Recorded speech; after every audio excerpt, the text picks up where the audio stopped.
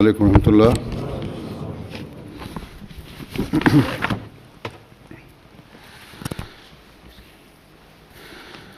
اشہد ان لا الہ الا اللہ وحدہ لا شریک لہ واشہد ان محمدا عبدہ ورسولہ۔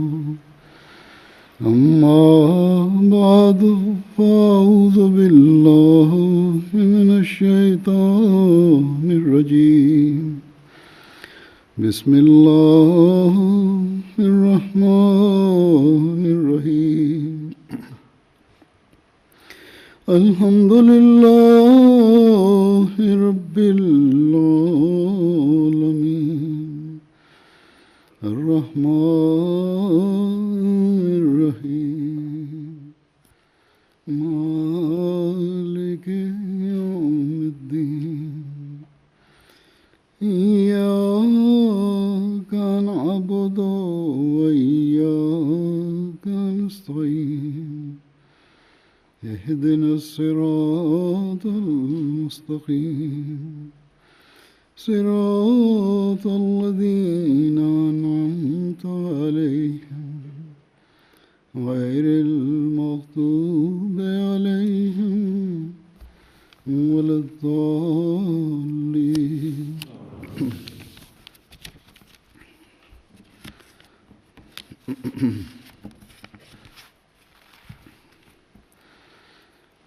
تقریباً 11 سال پہلے میں یہاں آیا تھا۔ وقت گزرنے کا پتہ نہیں چلتا۔ کئی بچے تھے، آج جوان ہو گئے ہوں گے، کئی ایسے ہوں گے جو بچوں کے ماں باپ بن چکے ہوں گے۔ ظاہری طور پر بھی اللہ تعالیٰ نے بہت فضل فرمایا ہے یہاں جماعت پر، اور مسجد کے ساتھ ایک بڑا ہال، دفاتر، لائبریری اور دوسری سہولیات مل گئیں۔ اسی طرح مسجد کے سامنے جو مکان لیا تھا اس میں بھی بڑی وسعت پیدا ہو گئی، اور مشنری کی رہائش گاہ، گیسٹ ہاؤس اور ایک بڑا ہال میسر آ گیا۔ یہ سب اللہ تعالیٰ کے فضل ہیں۔ اگر آپ کے گھروں کی آبادیاں بڑی ہیں، اگر آپ کے مال بڑھے ہیں، جماعت کو ظاہری عمارتوں کے لحاظ سے اللہ تعالیٰ نے وسعت عطا فرمائی ہے، تو یقیناً ان باتوں پر ہمیں اللہ تعالیٰ کا شکر گزار ہونا چاہیے۔ یہ شکر گزاری کس طرح ہو اور اس کا کیا تقاضا ہے؟ ہم جو اس زمانے کے امام کو ماننے والے ہیں، جو اس بات پر یقین رکھتے ہیں کہ ہم نے اس شخص کو مانا ہے جس کے بارے میں حضرت صلی اللہ علیہ وسلم نے فرمایا تھا کہ اگر ایمان ثریا پر بھی چلا گیا تو اسے واپس لائے گا۔ تو پھر ہمیں اپنی سوچیں بھی مومنانہ بنانی ہوں گی۔ ہمیں ظاہری شکر گزاری یا صرف منہ سے الحمدللہ کہہ کر خوش نہیں ہو جانا چاہیے، بلکہ یہ دیکھنا ہوگا کہ کیا ہم اللہ تعالیٰ کے بتائے ہوئے احکامات پر عمل کر رہے ہیں، کیا ہم اس طرح زندگی گزار رہے ہیں جو ایک مومن کی زندگی ہے، اور جس کی تفصیل اللہ تعالیٰ اور اس کے رسول نے بیان فرمائی ہے، اور جسے اس زمانے میں کھول کر ہمارے سامنے حضرت مسیح موعود علیہ الصلوۃ والسلام نے پیش فرمایا۔ میں نے اس وقت بھی یہاں کے احمدیوں کو اس طرح توجہ دلائی تھی کہ جب میں یہاں پہلے آیا تھا، جیسا کہ میں نے ذکر کیا 11 سال پہلے، اور اکثر اس طرف توجہ دلاتا رہتا ہوں. اور اللہ تعالیٰ نے جو ہمیں MTA کی سہولت اور نعمت عطا فرمائی ہے، اس کے ذریعے سے میری باتیں ہر احمدی تک پہنچ رہی ہیں، بشرطے کہ وہ انہیں سننا چاہے. بہرحال میں نے کہا تھا کہ اللہ تعالیٰ نے آپ کو یا آپ کے باپ دادا کو احمدیت قبول کرنے کی توفیق دی. تو یہ اللہ تعالیٰ کا خاص فضل ہے، اور اللہ تعالیٰ نے کسی نیکی کی وجہ سے یہ فضل فرمایا ہے. لیکن اللہ تعالیٰ کے فضلوں کو جاری رکھنے کے لیے ان نیکیوں میں بڑھنا اور اپنی حالتوں کو پہلے سے بہتر کرنا بھی ضروری ہے. ورنہ ہمیں یاد رکھنا چاہیے کہ اگر ہمارے قدم رک گئے یا دینی باتوں میں عدم توجہی پیدا ہو گئی یا ہوتی رہی، تو ہم اپنی نسلوں کو بھی دین سے دور کرنے والے ہوں گے، اور یوں انہیں اللہ تعالیٰ کے اس خاص فضل سے جس کی پیشگوئی حضرت صلی اللہ علیہ وسلم نے فرمائی تھی محروم کرنے والے ہوں گے، یعنی مسیح موعود کی بعثت اور اس کا ماننا. جن کے باپ دادا احمدی ہوئے، اگر ان کی نسلیں دین سے دور ہٹ گئیں تو وہ اپنے بڑوں کے، اپنے بزرگوں کی دعاؤں سے محروم رہیں گی. اللہ تعالیٰ نیکی کا اجر دیتا ہے اور ضرور دیتا ہے. اولادیں بھی اس سے فیض پاتی ہیں اگر کسی کی نیکی ہو اور خالص اللہ تعالیٰ کی رضا کی خاطر ہو. لیکن ساتھ ہی اللہ تعالیٰ یہ بھی فرماتا ہے کہ تمہیں اپنے عمل درست کرنے ہوں گے تاکہ اللہ تعالیٰ کے فضلوں کا فیض ہمیشہ جاری رہے. جن کے بزرگ احمدی ہوئے، ان بزرگوں نے تو اپنے عہد بیت کو نبھایا اور دنیا سے رخصت ہوئے. اس خواہش اور دعا کے ساتھ رخصت ہوئے کہ ان کی نسلیں بھی یہ عہد نبھانے والی ہوں. بس اس وقت آپ میں سے بہت سے ایسے ہیں جن کو یہ سوچنے کی ضرورت ہے کہ کیا ہم اس عہد کو نبھانے والے ہیں جس کی تلقین ہمارے بزرگوں نے ہمیں کی تھی، یا جس راستے پر ہمارے بزرگ ہمیں ڈالنا چاہتے تھے. یہ جائزے لینے کی ضرورت ہے کہ کیا حقیقت میں ہم اپنا عہد بیت نبھا رہے ہیں یا صرف اپنے بڑوں کے، بزرگوں کے دین پر قائم ہیں روایتاً. صرف رشتہ داری اور معاشرتی تعلقات کی وجہ سے جماعت میں شامل ہیں اور یہاں بیٹھے ہوئے ہیں. اسی طرح جنہوں نے خود احمدیت قبول کی ہے، وہ یہ جائزے لیں کہ کیا ہم نے اپنے ایمان میں بڑھنے اور اپنے عملوں کو بہتر بنانے کی کوشش کی ہے یا کر رہے ہیں، یا وہ ایک وقتی جذبہ تھا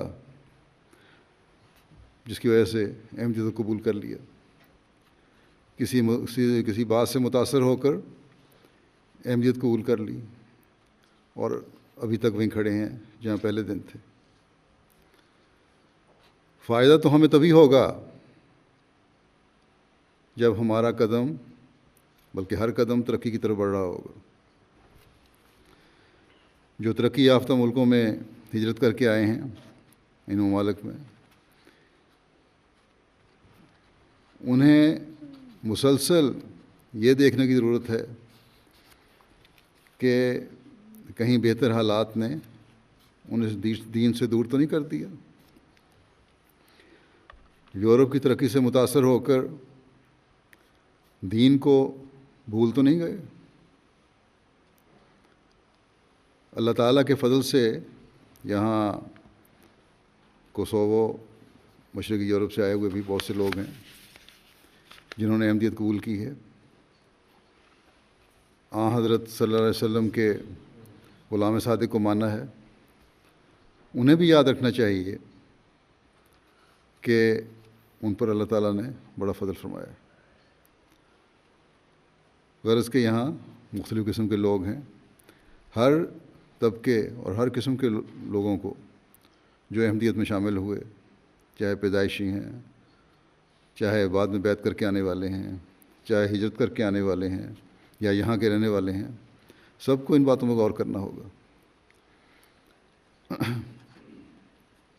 کہ اب انہیں اسلام کی حقیقی تعلیم پر عمل کرنے کی کوشش کرنی چاہیے تاکہ حضرت محمد رسول اللہ صلی اللہ علیہ وسلم کے غلام صادق کی بیعت میں آنے کا حق ادا کر سکیں۔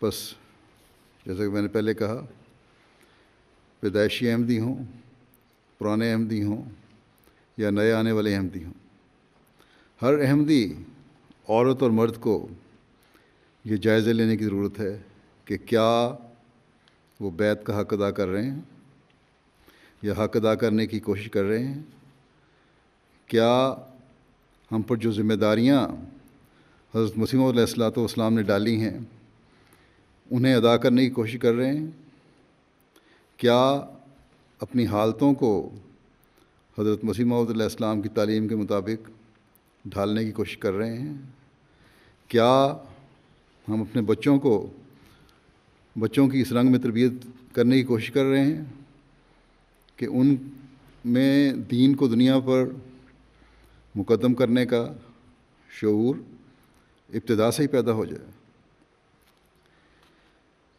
کیا ہمارے اپنے عمل اسلامی تعلیم کے مطابق ہمارے بچوں کے لیے نمونہ ہیں؟ کیا ہماری نمازیں، ہماری عبادتیں اور ہمارا ہر عمل اللہ تعالیٰ اور اس کے رسول کی بتائی ہوئی تعلیم کے مطابق ہے؟ یہ باتیں ہر ایک اپنے جائزے لے کر خود بہتر طور پر جان سکتا ہے۔ ان باتوں کی گہرائی جاننے اور اپنے جائزوں کے بہتر معیار مقرر کرنے کے لیے ہماری حضرت مسیح موعود علیہ السلام نے رہنمائی فرمائی ہوئی ہے۔ اس وقت میں ان میں سے چند باتیں پیش کروں گا جو حضرت مسیح موعود علیہ السلام ہم سے چاہتے ہیں۔ ایک مجلس میں اپنی جماعت کو نصیحت کرتے ہوئے بڑے درد سے حضرت مسیح موعود علیہ السلام نے فرمایا کہ ہماری جماعت کے لیے ضروری ہے کہ اس پر آشوب زمانے میں جب کہ ہر طرف ضلالت، غفلت اور گمراہی کی ہوا چل رہی ہے، تقوی اختیار کریں۔ دنیا کا یہ حال ہے کہ اللہ تعالیٰ کے احکام کی عظمت نہیں ہے، حقوق اور وصایا کی پرواہ نہیں ہے، نہ اپنے ذمہ حق ادا کرتے ہیں، نہ جو وصایا ہیں، وصیتیں ہیں، ان کو پورا کرنے والے ہیں۔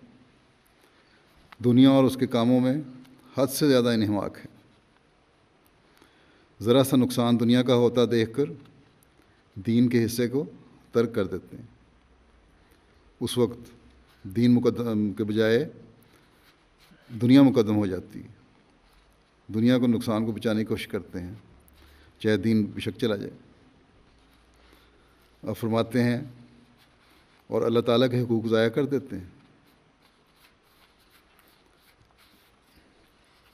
ذرا سا نقصان دنیا کا ہوتا دیکھ کر دین کے حصے کو ترک کر دیتے ہیں اور اللہ تعالیٰ کے حقوق ضائع کر دیتے ہیں، جیسے کہ یہ سب باتیں آگے آپ بیان فرماتے ہیں، مقدمہ بازیوں میں، اور شرکاء کے ساتھ تقسیم میں حصے میں دیکھی جاتی ہیں، رشتہ داروں میں آپس میں تقسیم ہو رہی ہو جائیدادوں کی، یا مسائل پیدا ہو رہے ہوں، وہاں دیکھی جاتی ہیں باتیں، اور آج بھی یہ روزمرہ کی باتیں ہیں۔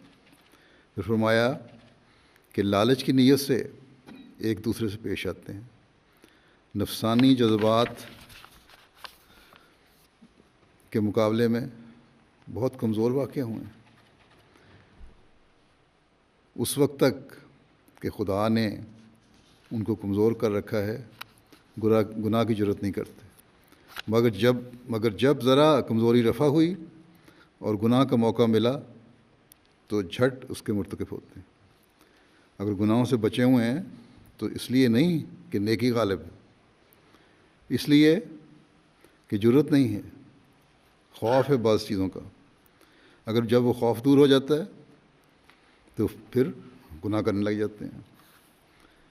فرمایا آج اس زمانے میں ہر جگہ تلاش کر لو تو یہی پتہ ملے گا کہ گویا سچا تقوی اٹھ گیا ہوا ہے اور سچا ایمان بالکل نہیں رہا ہے۔ لیکن چونکہ خدا تعالیٰ کو منظور ہے کہ ان کے سچے تقوی اور ایمان کا تخم ہرگز ضائع نہ کرے، جو بیج جن لوگوں میں سچے تقوی اور ایمان کا ہے اس کو ضائع نہ کرے، یہ اللہ تعالیٰ یہی چاہتا ہے۔ جب دیکھتا ہے، فرمایا کہ جب اللہ تعالیٰ دیکھتا ہے کہ اب فصل بالکل تباہ ہونے پر آتی ہے تو اور فصل پیدا کر دیتا ہے۔ وہی تازہ بتازہ قرآن موجود ہے، جیسا کہ خدا تعالیٰ نے کہا تھا کہ انا نحن نزلنا ذکر و انا لہو لحافظون۔ بہت سا حصہ حدیث کا موجود ہے اور برکات بھی ہیں، مگر دلوں میں ایمان اور عملی حالت بالکل نہیں ہے۔ یہ نقشہ مسلمانوں کا کھینچا گیا اس زمانے میں بھی، اور آج بھی یہی حالت ہے۔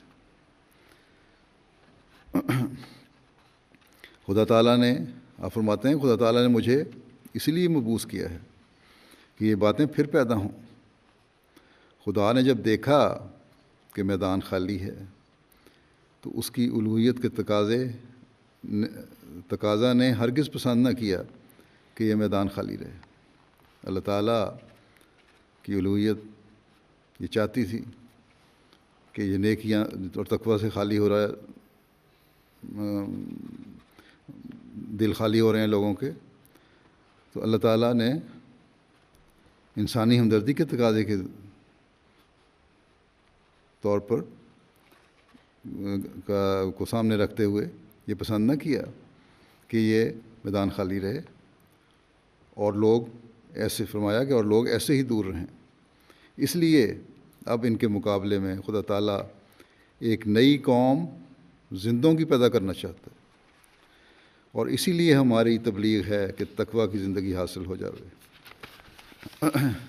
بس اگر ہم جائزہ لیں تو یہ اس زمانے کے لوگوں کا نقشہ نہیں ہے، جیسا کہ پہلے میں نے کہا جب آپ علیہ السلام نصیحت فرما رہے تھے اپنے زمانے کے لوگوں کو، بلکہ آج بھی ہمیں یہی باتیں نظر آتی ہیں۔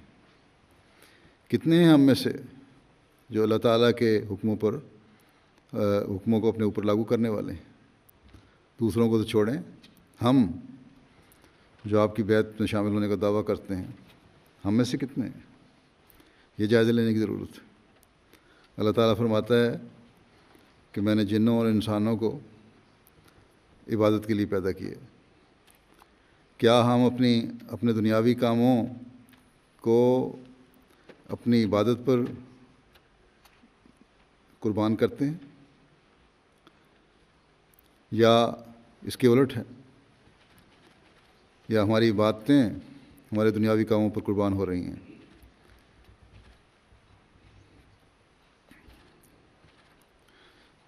ایسے بھی ہیں اگر وقت پر نماز پڑھ بھی لیں تو گلے سے اتارنے کی کوشش کرتے ہیں۔ ان لوگوں کا حال تو علیحدہ جنہوں نے حضرت مسیح علیہ السلام کو نہیں مانا، ہم میں سے بھی ایسے ہیں۔ لوگوں سے معاملات میں اللہ تعالیٰ فرماتا ہے کہ احسان کا سلوک کرو، لیکن بہت سے ایسے ہیں جو احسان کا سلوک تو ایک طرف رہا، دوسرے کے حق مارنے کی کوشش کرتے ہیں۔ پھر ایسے بھی ہیں جو دنیا کا نقصان تو برداشت نہیں کرتے، لیکن دین کا نقصان ہو رہا ہو تو برداشت کر لیتے ہیں۔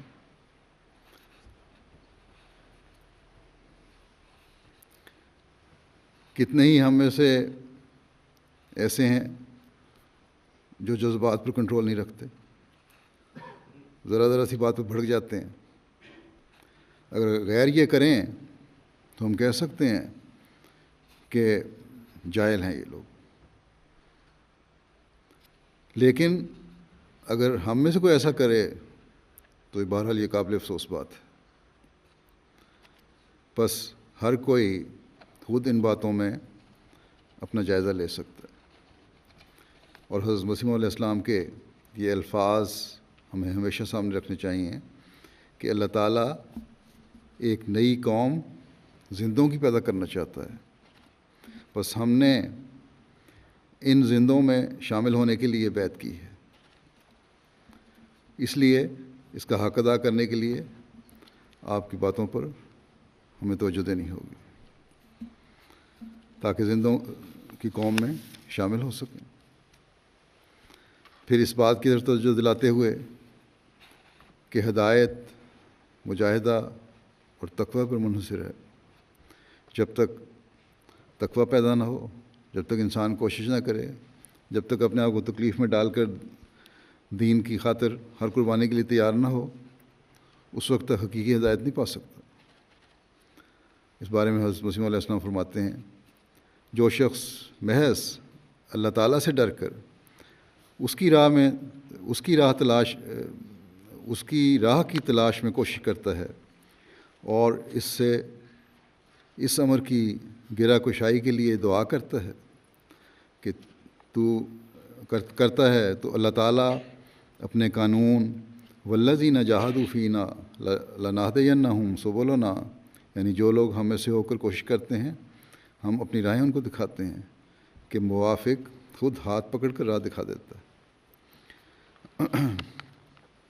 اللہ تعالیٰ کی راہ تلاش کرنے کے لیے یہ کوشش ان کی ہوتی ہے، اور پھر دعائیں بھی ہوتی ہیں کہ ان کی برائیاں دور، اللہ تعالیٰ ان سے ملے۔ اور اس کے لیے جیسا قرآن شریف میں اللہ تعالیٰ نے فرمایا ہے، یہ آیت جو میں نے پڑھی، کہ اگر اللہ تعالیٰ کی راہ میں کوشش کرو گے تو اللہ تعالیٰ پھر اپنے راستے دکھاتا ہے۔ آپ فرماتے ہیں اس آیت کے موافق خود ہاتھ پکڑ کر راہ دکھا دیتا ہے اور اسے اطمینان قلب عطا کرتا ہے، اور اگر خود دل ظلمت کدا اور دعا زبان سے بوجھل ہو اور اعتقاد و شرک اور بدعت سے ملوث ہو تو وہ دعا ہی کیا ہے؟ یا اگر دل خود ہی اندھیرے اور تاریکی میں ڈوبا ہوا ہے، زبان سے ظاہری دعا تو ہے لیکن بڑی مشکل سے الفاظ نکل رہے ہیں دعا کے۔ جہاں تک اعتقاد کا سوال ہے، ظاہراً تو یہی اعتقاد ہے کہ ہم مسلمان ہیں، الحمدللہ ایمان رکھتے ہیں، الحمدللہ اللہ تعالیٰ کو کے مقابلے میں کسی کو شریک نہیں ٹھہراتے، اعتقادی لحاظ سے سب ٹھیک ہے، لیکن عملاً کیا ہے؟ شرک میں بھی مبتلا ہیں، بدعات میں بھی مبتلا ہیں، دین کے بارے میں نئی باتیں ایجاد کر لی ہیں، تو پھر ایسی حالت ہو تو دعا نہیں ہو سکتی۔ فرمایا کہ اور وہ طلب ہی کیا ہے جس پر نتائج حسنہ مترتب نہ ہوں۔ ایسی جب طلب ہوتی ہے تو پھر اس پہ اچھے نتائج نہیں نکلتے اس کے، اس لیے ایسی حالت اگر ہوگی تو وہ طلب نہیں رہے گی، وہ دل سے نکلی دعا نہیں رہے گی، وہ اللہ تعالیٰ کی رضا کو حاصل کرنے کے لیے اور اس کے حکم پر چلنے کے لیے کوشش اور دعا نہیں ہوگی، کیونکہ اس کے اچھے نتائج نہیں نکل رہے۔ بس یہ ایک بڑا واضح بات ہے کہ اگر اچھے نتائج نہیں نکل رہے تو ہمیں سمجھنا چاہیے کہ ہمارے اندر ہی کوئی کمزوری ہے، ہماری دعاؤں میں کمی ہے، ہمیں دعاؤں کے طریقے اور اسلوب نہیں آتے، ہم اللہ تعالیٰ کے حکموں پر چلنے والے نہیں ہیں۔ فرمایا کہ جب تک انسان پاک دل اور صدق و خلوص سے تمام ناجائز رستوں اور امید کے دروازوں کو اپنے اوپر بند کر کے خدا تعالیٰ ہی کے آگے ہاتھ نہیں پھیلاتا، اس وقت تک وہ اس قابل نہیں ہوتا کہ اللہ تعالیٰ کی نصرت اور تائید اسے ملے۔ لیکن جب وہ اللہ تعالیٰ ہی کے دروازے پر گرتا اور اسی سے دعا کرتا ہے تو اس کی یہ حالت جاذب نصرت اور رحمت ہوتی۔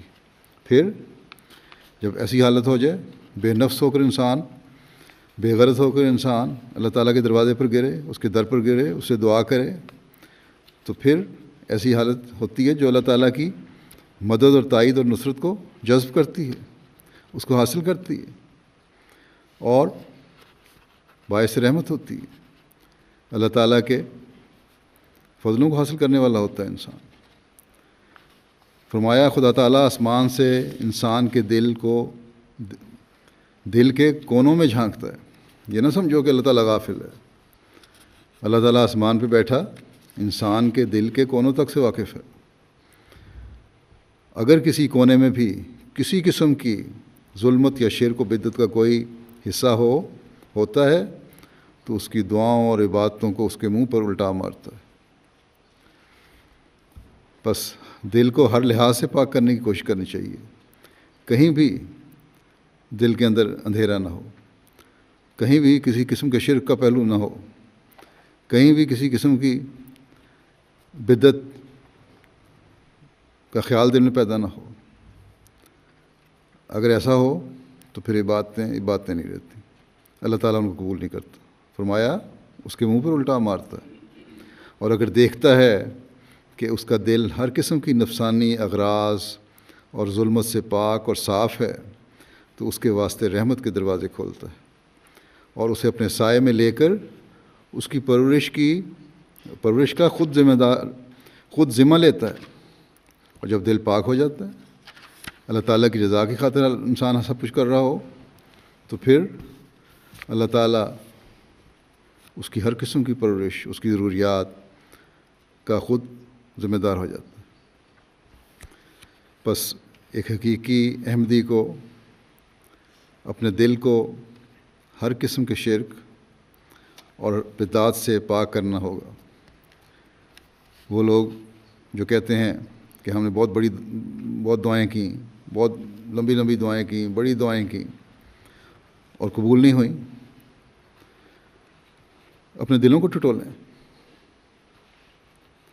جائزے لیں کہ کہیں کوئی مخفی شرک تو نہیں، کسی قسم کی بدعات میں تو ملوث نہیں، یا اور ایسی باتیں تو نہیں ہو رہی جس سے اللہ تعالیٰ نے منع فرمایا ہے۔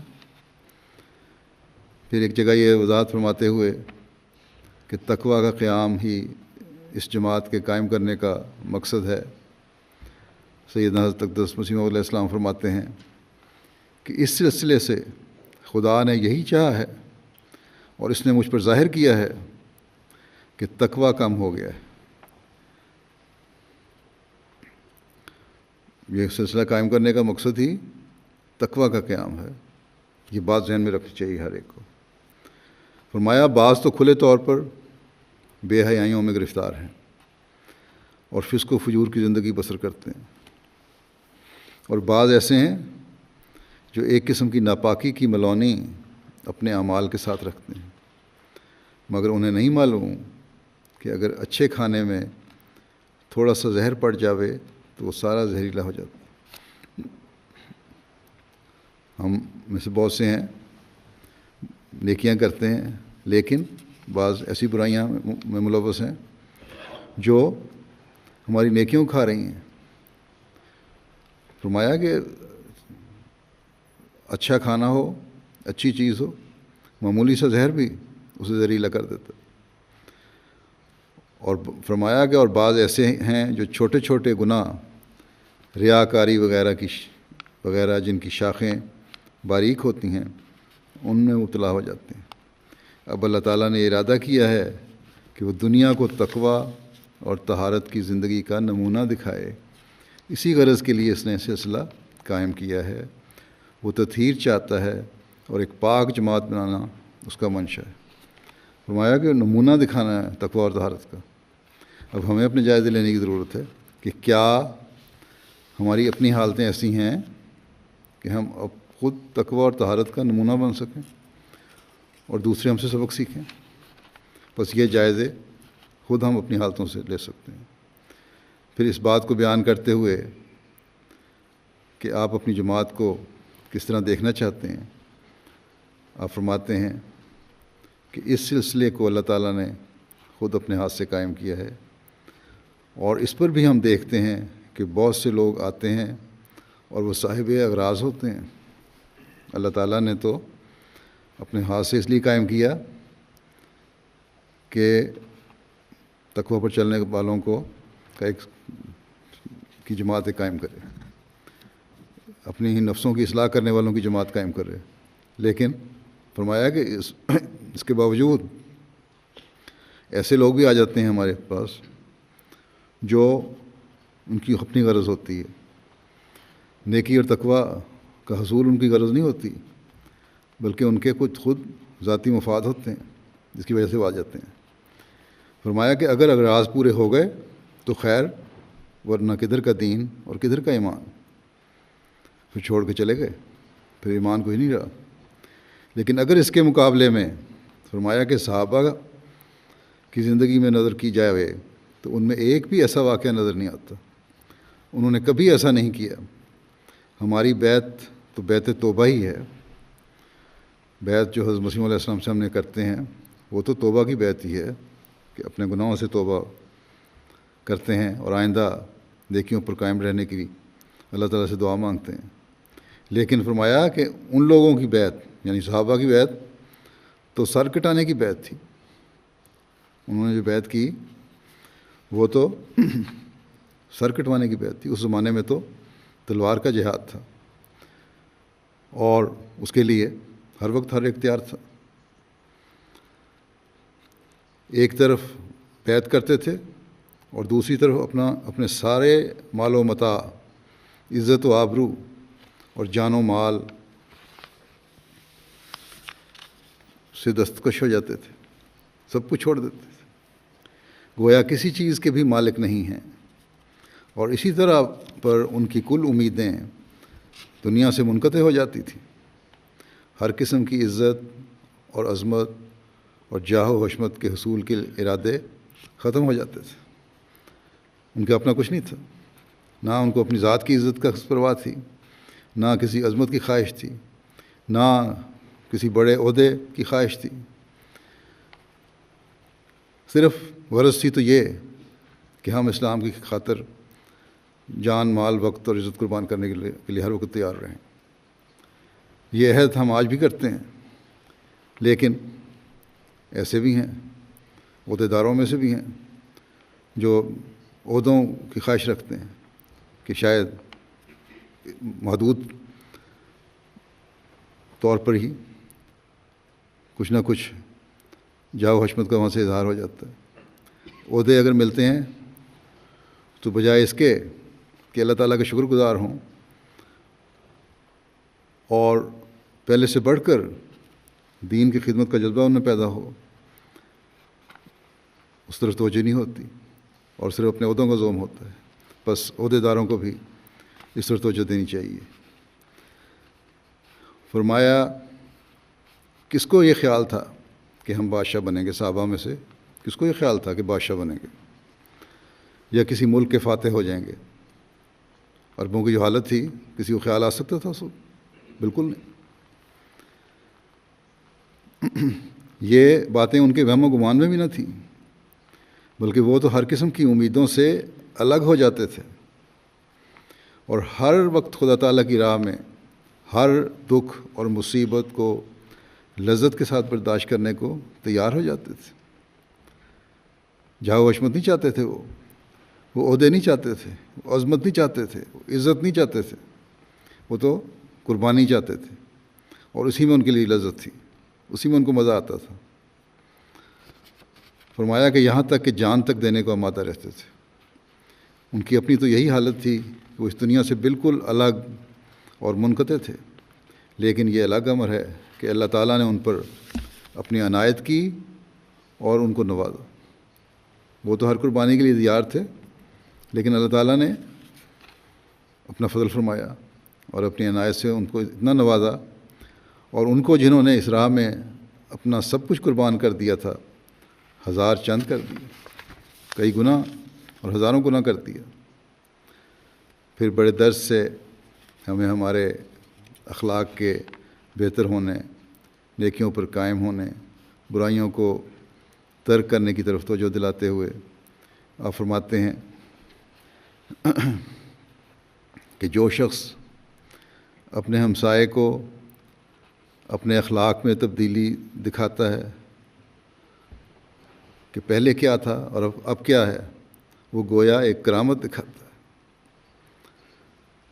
اپنے ہمسایوں کو اگر ہمارے احمدی ہونے کے بعد ہم میں تبدیلی نظر آتی ہے، یہ ہر احمدی جو ہے اپنے ہمسائے سے ایسا سلوک کرتا ہے کہ وہ حیران ہو کہ یہ انسان عام انسانوں میں سے نہیں ہے، گویا وہ ایک کرامت دکھاتا ہے، ایک معجزہ دکھاتا ہے، ایک ایسا کام کرتا ہے جس کو دیکھ کر لوگ حیران و پریشان ہوتے ہیں. فرمایا کہ اس کا اثر ہمسائے پر بہت اعلیٰ درجے کا پڑتا ہے، اور اسی اعلیٰ اخلاق کی وجہ سے ہمسایہ متاثر ہوتا ہے اور بہت اعلیٰ درجے کا اثر اس پہ پڑتا ہے. فرمایا کہ ہماری جماعت پر اعتراض کرتے ہیں کہ ہم نہیں جانتے کہ کیا ترقی ہو گئی ہے، اور تہمت لگاتے ہیں کہ افتراء اور غضب میں مبتلا ہیں. دشمنوں کے بارے میں بتا رہے ہیں، غیروں کے بارے میں کہ جماعت پر اعتراض کرتے ہیں، اور یہ تہمت لگا رہے ہیں، الزام لگا رہے ہیں کہ احمدی ہونے سے کیا ترقی ہو گئی ان کی. جھوٹ، افتراء، بدظنی، غصہ، اس میں مبتلا ہیں یہ لوگ ابھی بھی. فرمایا کہ کیا یہ ان کے لیے باعث ندامت نہیں ہے کہ انسان عمدہ سمجھ کر اس سلسلے میں آیا تھا. اب ان لوگوں کو فرمایا جو احمدی ہو گئے، ان لوگوں کے لیے تو یہ شرم کی بات ہے کہ اچھی چیز سمجھ کر اس سلسلے میں آیا تھا، یا انہیں دیکھ کر کوئی شخص اچھا سمجھ کر سلسلے کی تعلیم کو سلسلے میں شامل ہوا تھا. فرمایا کہ جیسا کہ ایک رشید فرزند اپنے باپ کی نیک نامی ظاہر کرتا ہے، کیونکہ بیعت کرنے والا فرزند کے حکم میں ہوتا ہے. ایک شریف، اطاعت گزار، نیک تابعدار بیٹا جو ہے وہ اپنے باپ کی نیک نامی کا باعث بنتا ہے. اور فرمایا کیونکہ بیعت کرنے والا جو ہے وہ بھی بیٹے کے حکم میں آیا ہے. اور اس کی دلیل آپ نے یہ فرمائی کہ اس لیے حضرت صلی اللہ علیہ وسلم کی ازواج مطہرات کو امہات المومنین کہا گیا ہے، گویا کہ حضور صلی اللہ علیہ وسلم عامۃ المومنین کے باپ ہیں. اگر آپ صلی اللہ علیہ وسلم کی بیویاں امہات المومنین ہیں تو اس کا مطلب یہ ہے کہ آپ صلی اللہ علیہ وسلم مومنین کے باپ ہیں. فرمایا کہ جسمانی باپ زمین پر لانے کا موجب ہوتا ہے. انسان عام زندگی میں جو باپ ہر ایک کا باپ ہے، وہ ماں باپ جو ہیں کسی روح کو یا جسم کو، بچے کو زمین پہ لانے کا موجب بنتے ہیں. اس بچے کی پیدائش سے بچہ اس دنیا میں آتا ہے ماں باپ کے وجہ سے، اور حیات ظاہری کا باعث یہ زندگی جو ہے یہ اس کو ملتی ہے ایک باپ کی وجہ سے. مگر روحانی باپ اس کے مقابلے میں روحانی باپ ہے، وہ آسمان پر لے جاتا ہے. جسمانی باپ زمین پر لے کر آتا ہے اور روحانی باپ آسمان پر لے کر جاتا ہے، روحانیت میں ترقی کرواتا ہے. اور اس مرکز اصلی کی طرف رہنمائی کرتا ہے، یعنی خدا تعالیٰ کی طرف رہنمائی کرتا ہے۔ فرمایا کیا آپ پسند کرتے ہیں کہ کوئی بیٹا اپنے باپ کو بدنام کرے؟ کبھی پسند نہیں کرو گے کوئی بیٹا اپنے باپ کو پسند کرے، نہ بدنام کرے۔ نہ کوئی باپ ہی پسند کرتا ہے کہ اس کا بیٹا اسے بدنام کرنے والا ہو۔ بس اس واسطے جیسے پہلے ذکر ہو چکا، اپنے نمونے ایسے بناؤ کہ نہ دوسروں کی ٹھوکر کا باعث ہو، نہ اپنے باپ کو بدنام کرنے والے ہو۔ فرمایا کوئی بیٹا اپنے باپ کو بدنام کرے، کوئی پسند کرتا ہے تو وائف کے ہاں جاوے، تو وائفوں کے پاس چلا جائے، یا قمار بازی کرتا پھرے، شراب پیوے، یا اور ایسے افعال کبیحہ کا مرتکب ہو، جوا، شراب، اس قسم کی حرکتیں کر رہا ہو، کوئی باپ پسند نہیں کرتا۔ کوئی نیک مسلمان باپ یہ پسند نہیں کرے گا کہ اس کا بیٹا اس طرح کی حرکتیں کرتا ہو، بلکہ بعض حرکتیں ایسی ہیں، بعض باتیں غیر مسلم بھی پسند نہیں کرتے۔ فرمایا کہ شراب پیوے اور ایسے افعال قبیحہ کا مرتکب ہو جو باپ کی بدنامی کا موجب ہوں۔ فرمایا کہ میں جانتا ہوں کوئی آدمی ایسا نہیں ہو سکتا جو اس فعل کو پسند کرے، لیکن جب وہ ناخلف بیٹا ایسا کرتا ہے پھر زبان خلق بند نہیں ہو سکتی۔ اگر کوئی بیٹا ایسا کرے تو پھر لوگ اس پہ انگلیاں اٹھائیں گے، اس سے مطلب باتیں کریں گے، اس کے باپ کے متعلق بھی باتیں کریں گے۔ لوگ اس کے باپ کی طرف نسبت کر کے کہیں گے کہ یہ فلاں شخص کا بیٹا ہے، کہ کہیں گے کہ یہ فلاں شخص کا بیٹا فلاں بد کام کرتا ہے، بس وہ ناخلف بیٹا خود ہی باپ کی بدنامی کا موجب ہو جاتا ہے۔ اسی طرح پر جب کوئی شخص ایک سلسلے میں شامل ہوتا ہے اور اس سلسلے کی عظمت اور عزت کا خیال نہیں رکھتا اور اس کے خلاف کرتا ہے تو وہ عند اللہ ماخوذ ہوتا ہے، اللہ تعالیٰ کی پکڑ میں آ جاتا ہے پھر وہ، کیونکہ وہ صرف اپنے آپ ہی کو ہلاکت میں نہیں ڈالتا بلکہ دوسروں کے لیے ایک برا نمونہ ہو کر ان کو سعادت اور ہدایت کی راہ سے محروم رکھتا ہے۔ جو پہلے شروع میں کہا گیا تھا اس کی وضاحت کر دیا۔ بس جہاں تک آپ لوگوں کی طاقت ہے، فرمایا جہاں تک آپ لوگوں کی طاقت ہے خدا تعالیٰ سے مدد مانگو اور اپنی پوری طاقت اور ہمت سے اپنی کمزوریوں کو دور کرنے کی کوشش کرو۔ جہاں عاجز آ جاؤ وہاں صدق اور یقین سے ہاتھ اٹھاؤ، کیونکہ خشوع اور خضوع سے اٹھائے ہوئے ہاتھ جو صدق اور یقین کی تاریخ سے اٹھتے ہیں خالی واپس نہیں ہوتے۔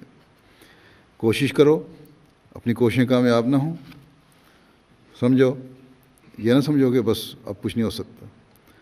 دعائیں کرو اور دعائیں کرو، اتنی دعائیں کرو کہ جن کی انتہا نہ ہو، لیکن صدق سے اٹھے ہوئے ہاتھ ہوں۔ اللہ تعالیٰ کے حضور دعائیں کرو تو سچائی سے اپنے دل کو ٹٹولتے ہوئے دیکھو کہ جو میں کہہ رہا ہوں وہ سچ ہے، یہی میں چاہتا ہوں، یہی میں اللہ تعالیٰ سے مانگ رہا ہوں۔ کیونکہ اگر اس طرح ہوگا سچائی کی تحریک دل میں پیدا ہوگی اور اس کے نتیجے میں پھر ہاتھ اٹھیں گے، اس کے نتیجے میں اللہ تعالیٰ کے حضور انسان جھکے گا، تو پھر ایسے ہاتھ پھر خالی واپس نہیں آتے، اللہ تعالیٰ ضرور نوازتا۔ فرمایا ہم تجربے سے کہتے ہیں کہ ہماری ہزارہ دعائیں قبول ہوئی ہیں اور ہو رہی ہیں۔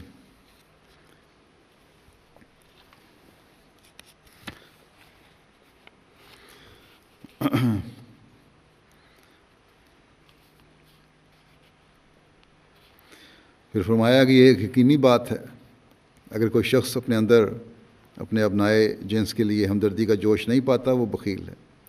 اپنے ساتھیوں کے لیے، دوسرے انسانوں کے لیے اگر ہمدردی کا جوش نہیں ہے تو اس کا مطلب تم کنجوس ہو، بخیل ہو۔ فرمایا کہ اگر میں ایک راہ دیکھوں جس میں بھلائی اور خیر ہے تو میرا فرض ہے کہ میں پکار کر لوگوں کو بتلاؤں۔ یہ بھی ہمارا فرض ہے کہ راہ ہم نے دیکھی بھلائی کی اور خیر کی، تبھی ہم نے احمدیت قبول کیا۔ اس لیے اب ہمارا فرض ہے ہم پکار کے لوگوں کو کہیں کہ آؤ اور یہیں اپنی دنیا و عاقبت سنوارنے کے راستے دیکھو۔ فرمایا کہ اس امر کی وہ پرواہ نہیں ہونی چاہیے کہ کوئی اس پر عمل کرتا ہے یا نہیں. ہمارا کام بلانا ہے، ہمارا کام اصلاح کرنا ہے. اس کی یہ نہ دیکھو کہ کوئی عمل کر رہا ہے کہ نہیں، قبول کرتا ہے کہ نہیں. ایک فارسی کا مصرع پیش کرتے ہیں،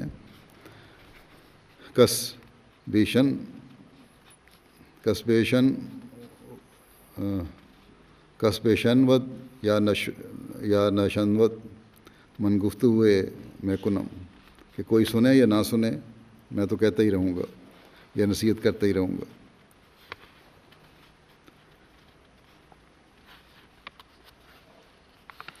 بس اپنے نیک نمونے قائم کر کے ہمیں پھر تبلیغ کا حق بھی ادا کرنا ہوگا، اور یہ ہر احمدی پر یہ ذمہ داری ہے.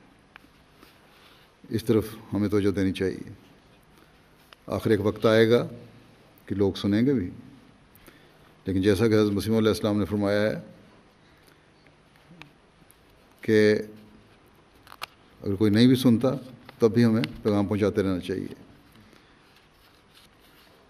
لیکن اس کے ساتھ ہی جیسا کہ آپ نے فرمایا کہ آپ کی جماعت سے منسوب ہو کر ہمیں اپنے نمونے بھی اعلیٰ معیاروں کے پیش کرنے ہوں گے، اور پھر لوگوں کی توجہ بھی ہماری طرف ہوگی. پھر ہمیں ہماری حالتوں کو بہتر کرنے کی نصیحت کرتے ہوئے آپ فرماتے ہیں کہ الہام میں جو یہ آیا ہے الا الذین علوا بے استکبار، یہ تعاون کے متعلق عربی کا الہام ہے. اس سے پہلے بھی عربی کے الفاظ ہیں جس کا معنی یہ ہے کہ جو بھی تیرے گھر کے اندر ہے آئے گا اسے میں بچاؤں گا. مگر ساتھ ہی یہ الفاظ بھی ہیں کہ الا الذین علوا بے استکبار،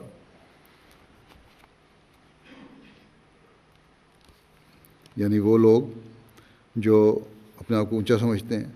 اور اس کی آپ نے تشریح یہ فرمائی کہ پورے طور پر اطاعت نہیں کرتے. اب اطاعت کرنے والے تو وہی ہوں گے جنہوں نے مانا ہے آپ کو. فرمایا کہ جو پورے طور پہ اطاعت نہیں کرتے وہ بھی اس سے مراد ہے. پھر آپ فرماتے ہیں کہ یہ بڑا منظر اور ڈرانے والا ہے یہ بات، جو جہاں اللہ تعالیٰ نے یہ ضمانت دی کہ یہ تیرے گھر میں آئے گا اس کی میں حفاظت کروں گا، وہاں یہ بھی ہے کہ جو تو پورے طور پہ اطاعت نہیں کرتے ان پہ یہ لاگو نہیں ہوگا حکم. ان پہ یہ ان کے لیے ان پر یہ واجب نہیں ہو جائے گا کہ ضرور ان کی حفاظت کی جائے، یا اللہ تعالیٰ پر یہ واجب نہیں ہو جائے گا ضرور ان کی حفاظت کرے. فرمایا اس لیے ضروری ہے کہ بار بار کشتی نوح کو پڑھو اور قرآن شریف کو پڑھو اور اس کے موافق عمل کرو. کسی کو کیا معلوم ہے کہ کیا ہونے والا ہے؟ تم نے اپنی قوم کی طرف سے جو لعنت ملامت لینی تھی لے چکے. احمدی ہونے کے بعد بہت سے لوگ دشمنی کرتے ہیں، لیکن اگر اس لعنت کو لے کر خدا تعالیٰ کے ساتھ بھی تمہارا معاملہ صاف نہ ہو اور اس کی رحمت اور فضل کے نیچے نہ آؤ تو پھر کس قدر مصیبت اور مشکل ہے. فرمایا کہ اخباروں والے کس قدر شور مچاتے ہیں اور ہماری مخالفت میں ہر پہلو سے زور لگاتے ہیں، اور آج کل تو پھر یہ مخالفت بہت بڑی ہوئی ہے. اسی لیے بہت سارے لوگ یورپ میں ہمارے احمدی آتے ہیں پاکستان سے اسی مخالفت کی وجہ سے. فرمایا مگر وہ یاد رکھیں کہ خدا تعالیٰ کے کام بابرکت ہوتے ہیں. ہاں یہ ضروری ہے کہ اس برکت سے حصہ لینے کے لیے ہم اپنی اصلاح اور تبدیلی کریں. اس لیے تم اپنے ایمانوں اور اعمال کا محاسبہ کرو. فرمایا تم اپنے ایمانوں اور اعمال کا محاسبہ کرو کہ کیا ایسی تبدیلی اور صفائی کر لی ہے کہ تمہارا دل خدا تعالیٰ کا عرش ہو جائے اور تم اس کی حفاظت کے سائے میں آ جاؤ. بس یہ جائزہ لینے کی ضرورت ہے.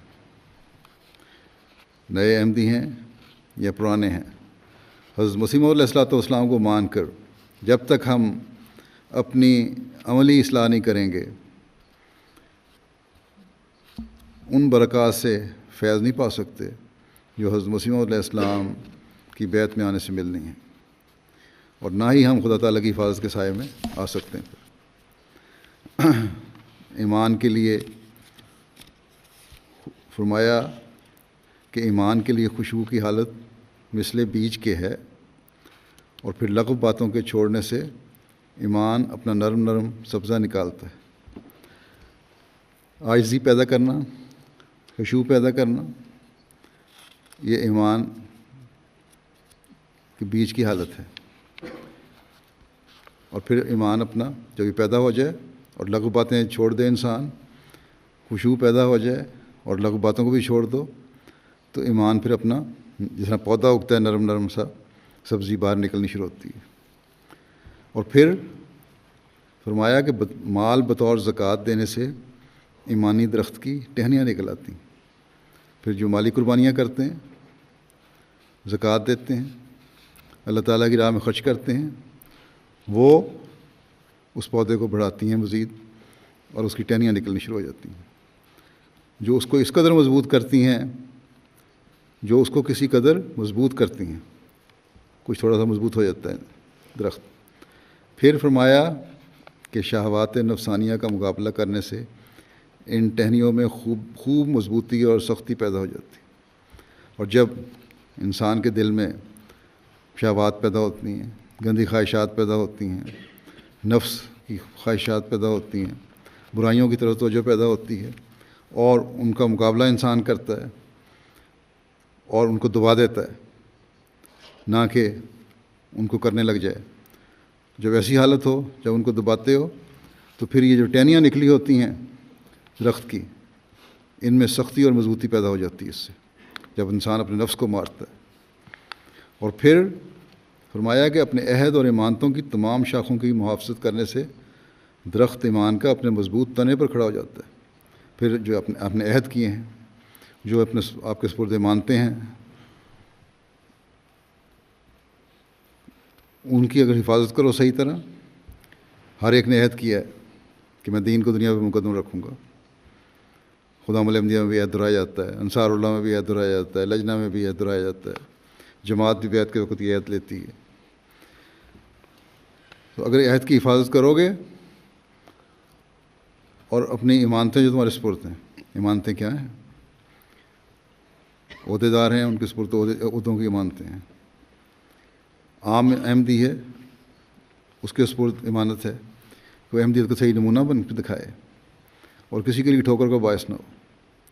اگر ایسا ہوگا تو پھر یہ ایمان کا درخت جو ہے مضبوط تنے پر کھڑا ہو جائے گا۔ یہ ساری چیزیں مل کر اس کو مضبوط درخت بنا دیں گی۔ اور پھر پھل لانے کے وقت فرمایا کہ پھل لانے کے وقت ایک درخت جب بڑا ہو گیا، تب اسے پھل لانے کا وقت آ گیا، اور پھل لانے کے وقت ایک اور طاقت کا فیضان اس پر یہ ہوتا ہے، ایک اور طاقت کا فیضان اس پر ہوتا ہے، کیونکہ اس طاقت سے پہلے نہ درخت کو پھل لگ سکتا ہے نہ پھول۔ پھر جب ایسا مضبوط ہو جائے تو پھر اللہ تعالیٰ کے فضل بھی نازل ہوتے ہیں، اور پھر اللہ تعالیٰ اس درخت پر پھل لگاتا ہے، وہ اللہ تعالیٰ کے فیض سے فیض پاتا ہے۔ بس ہمیں عاجزی بھی پیدا کرنے کی ضرورت ہے، کیونکہ اسی سے ہم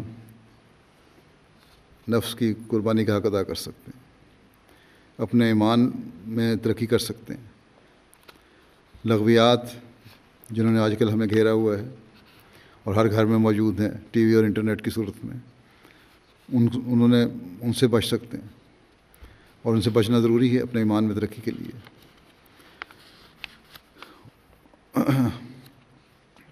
اور تبھی ہم پھل پھول لانے والی شاخیں بن سکتے ہیں اللہ تعالیٰ کے فضل سے،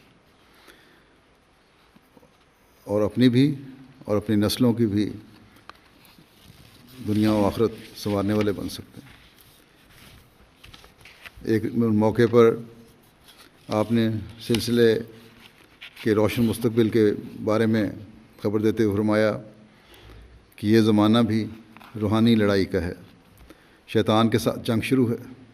شیطان اپنے تمام ہتھیاروں اور مکروں کو لے کر اسلام کے قلعے پر حملہ آور ہو رہا ہے، اور وہ چاہتا ہے کہ اسلام کو شکست دے، مگر خدا تعالیٰ نے اس وقت شیطان کی آخری جنگ میں اس کو ہمیشہ کے لیے شکست دینے کے لیے اس سلسلے کو قائم کیا ہے۔ بس اپنے جائزہ لینے کی ضرورت ہے کہ کیا ہماری حالت ایسی ہے کہ ہم شیطان سے جنگ کے لیے ہر وقت تیار ہوں؟ فرمایا مبارک وہ جو اس کو شناخت کرتا ہے۔ اب تھوڑا زمانہ ہے، ابھی ثواب ملے گا، ثواب لینے کا تو تھوڑا زمانہ ہے، لیکن عنقریب وقت آتا ہے کہ اللہ تعالیٰ اس سلسلے کی سچائی کو آفتاب سے بھی زیادہ روشن کر کے دکھائے گا۔ وہ وقت ہوگا کہ ایمان ثواب کا موجب نہ ہوگا۔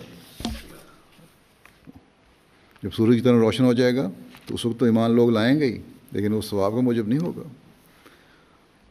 اور توبہ کا دروازہ بند ہونے کے مستحق ہوگا۔ گو قبولیت تو ہوگی، لیکن وہ معیار نہیں ہوں گے جو آج ہیں، جبکہ دنیا میں کچھ نہیں سمجھتی۔ فرمایا اس وقت میرے قبول کرنے والے کو بظاہر ایک عظیم الشان جنگ اپنے نفس سے کرنی پڑتی ہے۔ وہ دیکھے گا کہ بعض اوقات اس کو برادری سے الگ ہونا پڑے گا، اس کے دنیاوی کاروبار میں روک ڈالنے کی کوشش کی جائے گی، اس کو گالیاں سننی پڑیں گی، اور آج کل بہت سارے ممالک میں، جہاں مسلمان ممالک میں خاص طور پر یہ ہو رہا ہے، لعنتیں سنے گا، مگر ان ساری باتوں کا اجر اللہ تعالیٰ کے ہاں سے ملے گا۔ لیکن جب دوسرا وقت آیا، اس زور کے ساتھ دنیا کا رجوع ہوا جیسے ایک بلند ٹیلے سے پانی گرتا ہے، اور کوئی انکار کرنے والا ہی نظر نہ آیا، اس وقت اقرار کس پائے کا ہوگا؟ اس وقت ماننا شجاعت کا کام نہیں، ثواب ہمیشہ دکھی کے زمانے میں ہوتا ہے۔ فرمایا کہ حضرت ابوبکر رضی اللہ تعالیٰ عنہ نے حضرت صلی اللہ علیہ وسلم کو قبول کر کے اگر مکے کی نمبرداری چھوڑ دی تھی، مکے کے سردار بن سکتے تھے، تو اللہ تعالیٰ نے ان کو ایک دنیا کی بادشاہی دی۔ پھر حضرت عمر رضی اللہ عنہ نے بھی کمبل پہن لیا، یعنی عاجزی، اسلام قبول کیا تو غربت اور مسکینی کی حالت ہو گئی، تقریباً اتنی دولت نہیں رہی۔ اور فرمایا گیا اور ہر شے باد آباد ما کشتی در آب انداختیم، کہ اب جو بھی ہونا ہے ہو جائے، ہم نے کشتی دریا میں ڈال دی ہے۔ کا مصداق ہو کر حضرت عمر نے کیا کیا؟ حضرت صلی اللہ علیہ وسلم کو قبول کیا۔ تو کیا خدا تعالیٰ نے ان کے اجر کا کوئی حصہ باقی رکھ لیا؟ ہرگز نہیں۔ جو خدا تعالیٰ کے لیے ذرا بھی حرکت کرتا ہے وہ نہیں مرتا جب تک اس کا اجر نہ پالے۔ حرکت شرط ہے، خود عمل کرنا ضروری ہے، خود آگے بڑھنا ضروری ہے، پھر اللہ تعالیٰ نوازتا ہے۔ ایک حدیث میں آیا ہے کہ اگر کوئی اللہ تعالیٰ کی طرف معمولی رفتار سے آتا ہے تو اللہ تعالیٰ اس کی طرف دوڑ کر آتا ہے۔ فرمایا کہ ایمان یہ ہے کہ کچھ مخفی ہو تو مان لے، جو حلال کو دیکھ لیتا ہے وہ تیز نظر کہلاتا ہے۔ جو پہلے دن کے چاند کو دیکھتا ہے یا پہلے 2-3 دن کے چاند کو دیکھ لے، اسی کی تیز نظر ہوتی ہے، لیکن 14ویں کے چاند کو دیکھ کر شور مچانے والا کہہ دے کہ میں نے چاند دیکھ لیا تو وہ دیوانہ کہلائے گا۔ اللہ کرے کہ ہم اپنے ایمانوں کو مضبوط تر کرنے والے ہوں، اللہ تعالیٰ کے احکام پر عمل کرتے ہوئے اس کی رضا کو حاصل کرنے والے ہوں، حضرت مسیح علیہ السلام کی بیعت کا حق ادا کرنے والے ہوں، اپنے عمل سے دنیا کو سچائی کے راستہ دکھانے والے ہوں، اور اللہ تعالیٰ نے جو ہم پر احسانات کیے ہیں ان کا حقیقی رنگ میں شکر ادا کرنے والے ہوں۔ اللہ تعالیٰ ہمیں اس کی توفیق عطا فرمائے۔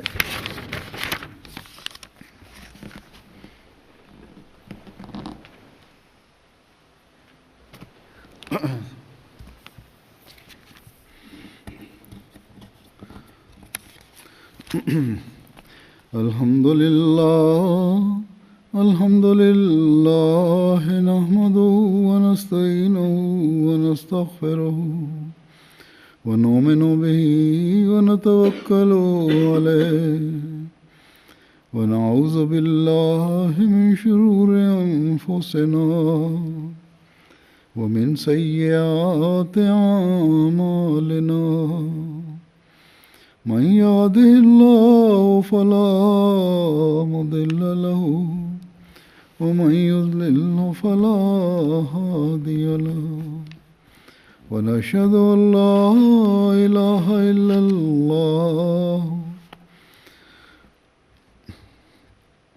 ونشهد أن محمدا عبده ورسوله عباد الله رحمكم الله إن الله يأمر بالعدل والإحسان وإيتاء ذي القربى وينهى عن الفحشاء والمنكر والبغي يعظكم لعلكم تذكرون اذكروا الله يذكركم وادعوه يستجب لكم ولذكر الله أكبر